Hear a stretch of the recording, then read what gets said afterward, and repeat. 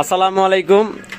আমরা প্রবাসী একসাথে হয়েছি সবাই, স্বাধীনতা উপলক্ষে আমরা আনন্দ উদযাপন করতেছি দুবাইতে। বাংলাদেশ আজকে দেশ স্বাধীন, সবার- শেখ হাসিনা দেশ পদত্যাগ,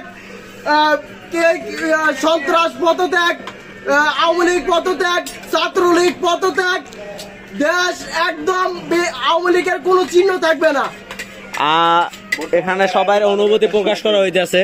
ভাই আপনার অনুভূতি প্রকাশ করেন হালকা। ভালো করে দেশ চালাতে হবে, তা না হলে পরিস্থিতি এরকমই হবে। ইয়েস, আলহামদুলিল্লাহ, কথাটা সুন্দর হয়েছে। আসাদুল্লাহ কিছু বলো।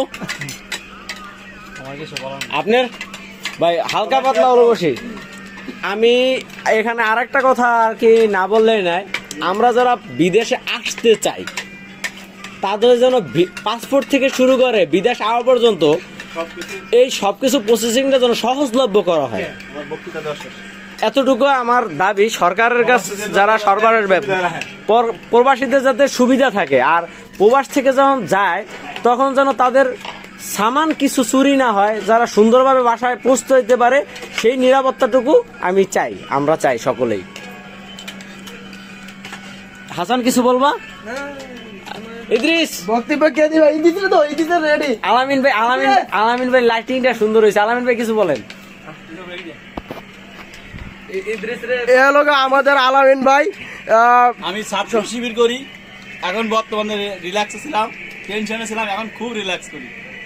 যে কারণের জন্য আমি এখন এই মানে দুবাই এসেছি।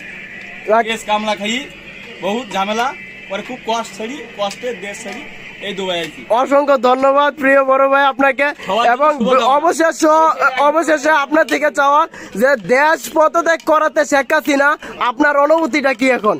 আমার অনুভূতি অনেক অনেক অনেক খুশি, তা ভাষায় প্রকাশ করা যায় না। পরবর্তী জন্য এসছি আর ভালো কিছু দেখতে চাই। ইদিস, তুমি কিছু বলো। শেখ হাসিনা দেশ পদত্যাগ করাতে তোমার অনুভূতিটা কি? অনুভূতি বলতে এখন দেশটা ভালোভাবে চালার মতন একটা লোক দিলে হবে। ধন্যবাদ।